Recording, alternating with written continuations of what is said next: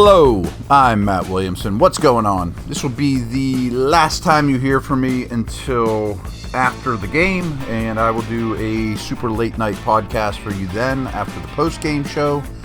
And then we got like 2 weeks, more or less, of worth of podcasts that we'll talk about roster cuts and the upcoming opponent. But there's going to be a little bit of downtime. So if there's things you want me to talk about, hit me up. We can do specific shows on some of your guys' requests, whatever. But I was waiting to record this because I wanted to hear how the Steelers are going to handle participation for this game. And I was on record a couple times saying, how would I handle it? And I know I'm not inside the walls and I'm not the head coach and I don't know all the details of every injury and all that as well. But I frankly said, I don't feel super strong one way or another in terms of resting guys versus not. But it wouldn't break my heart for Jaylen Warren to get a carry or two, Elliott to make a tackle or two, those guys. Maybe not the Cam Haywards and Watts, but the guys that have been rested that are the next rung down that aren't as accomplished, etc. And frankly, I really didn't think there's a really wrong answer to this question. Wes Euler and I were on the drive kind of laughing about it too. Like, do we really think 6 snaps from TJ Watt is going to change the course of his season or the Steelers' season? Now, it could if he blows out his knee, but in the end, this is probably much ado about nothing. But I do think it's interesting how teams handle this 3-game preseason nowadays, especially the Steelers with a lot of change, but with a lot of older players.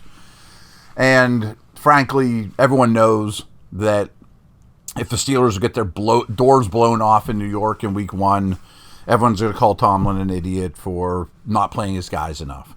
Or if Thursday a star player blows out his knee or something, Tomlin's an idiot for putting him out there. So in a way, there's no right answer either in terms of public opinion on these things. Anyway, enough of that. So I waited for his press conference today, and I guess exactly what he said were unlikely to play are Cam Hayward. Obviously, I'm not sure if he would even play anyway. Watt. Fine. Clearly. DK Metcalf, which I think absolutely shows how important he is and how much they value him over all the other wide receivers, because I don't know that he's one of your 3 best players or 4 best players, but losing him would be catastrophic, and there's no Gabe Davis news as of this recording. If that happens soon, well, I kind of already gave you my thoughts yesterday on him. That wouldn't have changed, but it does sound like he is scheduled to visit the Bills after his Tuesday stint here, and I'm recording this on Tuesday. But you could tell that they're worried about a number 2 wide receiver, and this sitting Metcalf implies more of the same. And Aaron Rodgers. Those 4 are unlikely to play. I kind of said I'd probably throw Rodgers out there for a series just to take snaps, be in a stadium, a very select menu with the play calls, hand the ball off, get the ball out of his hands quick. But again, is that really going to make or break Aaron Rodgers' season? 1 series against Carolina's defense on the road, I'm good with it. Don't get me wrong. So it does sound like all the other guys are at least going to do something. Like, I don't expect Jalen Ramsey to do a whole heck of a lot. Fine with that as well. But he also said Dante Kent, Calvin Austin, Alex Highsmith are all working their way back from injuries. Didn't expect any of those guys to play.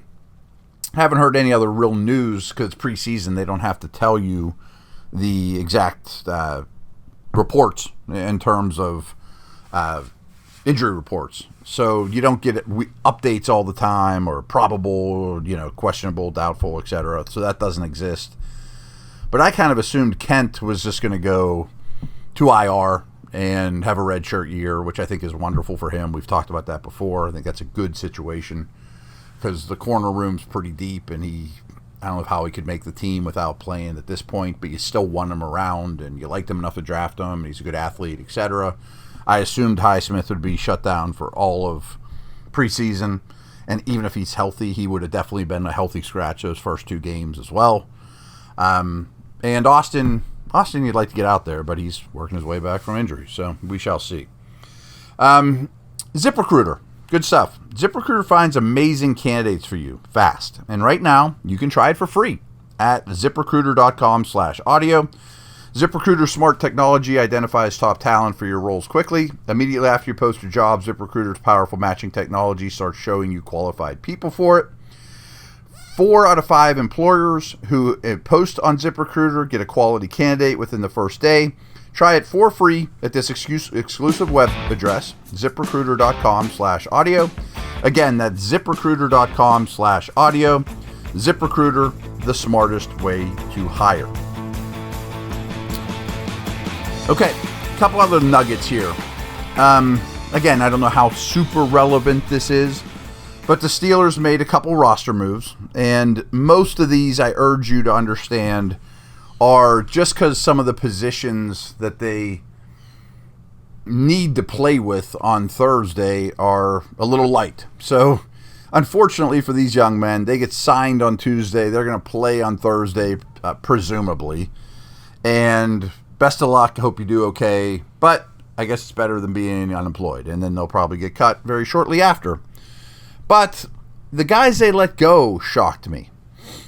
Braden Fehoko, which I guess they know well enough at this point. He's a nose. I don't really think Benton's a nose, and I'm not saying Fehoko should be his replacement, but I don't see a lot of nose dudes, dead on, to make Benton's life easier. But anyway, maybe that's Black's future. But I was kind of shocked that he would be one of the guys released now.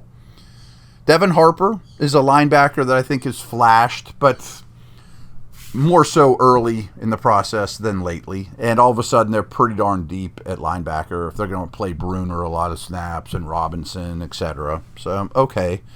And then Rock Taylor, who I think has done some good stuff, and surprised he's being let go.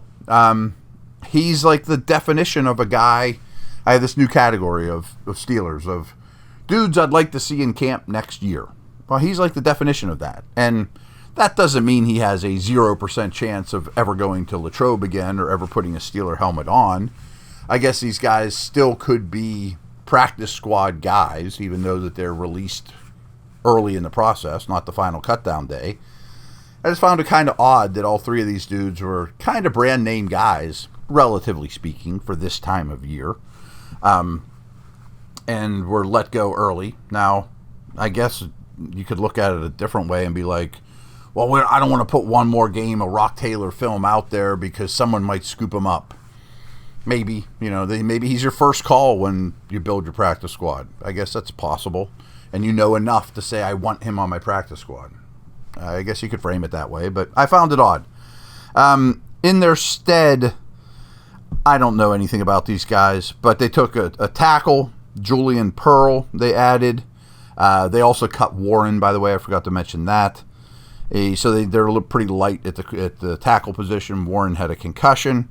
They signed another defensive back, Cam Alexander. Don't know much about him. But where I was going with this is they did sign a long snapper, Jake McQuaid. Fine. And they also signed Kenny Willekes, who has a year of experience. He's a linebacker with the Vikings and did some good things at the USFL, which I guess was bad news for the linebacker they cut. But still, I don't expect any of those dudes to make the team. But I just wanted to address the long snapper super quick, that you can't ask Logan Lee to be your long snapper, even for one preseason game. It's just bad business. I mean, Tomlin was asked about why didn't Boswell kick any field goals. He's like, well, the long snapper got hurt, because I don't want him snapping him over his head and Boz has to make a tackle or something crazy like that. But the good news is it sounds like the Kuntz injury is more day-to-day, week-to-week than long-term. So maybe you just get whoever this long snapper was I just mentioned to do okay work for one preseason game and Kuntz has this like 17, 20 days or whatever of rest and is fine for week 1. That'd be great. But that sounds encouraging on that front. So wanted to address that. It is important. Last thing I want to mention too, and I think it's something to really look for in this game. So the starting offensive line, and I know Siamalu hasn't played, but you know who I'm talking about, the 5, Anderson at left guard. They have only been on the field for 5 running plays in these 2 preseason games combined. And they've played a fair amount. I mean, more than, it's not 5-5 in terms of run-pass splits. They have really only thrown the ball, basically, with the number 1 O-line on the field. I found that odd, but it has to be intentional. I'm open to any ideas why. I don't 100% understand. And the other thing that they've done that obviously is intentional, and I had the numbers and I don't have them exactly, but every running play that they have called in these 2 games, all of them except for like 3 or 4, have been pure zone runs. They have not been any power scheme at all. And some of you might not know this. You probably hear people say, oh, they're a heavy zone team. They're a heavy man team. You know, yeah, heavy is like 70-30, you know, 65-35. Nobody's 95-2%. You know what I mean? So it's pretty clear that they don't care that everyone on the planet knows it's coming, but they're going to work on their zone runs exclusively. Now, I know they're going to be a zone-heavy team, but that's a pretty absurd ratio. I mean, it's basically like 58 runs, and only 3 or 4 of them have been not zone runs. And most of them are all by the backup O-line. You know, so I do think there's a lot of work to be done with that group. A lot of work to be done with that group. There are some major concerns.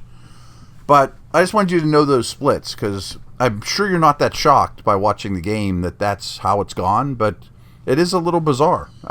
And I don't 100% understand the motivation why, but there is motivation behind it. There's no doubt that that is not an accident. All right, everyone, as I mentioned, I will be traveling with my son all day and all night, basically, tomorrow. And then I'll come at you after the game Thursday late. So take care. Over now.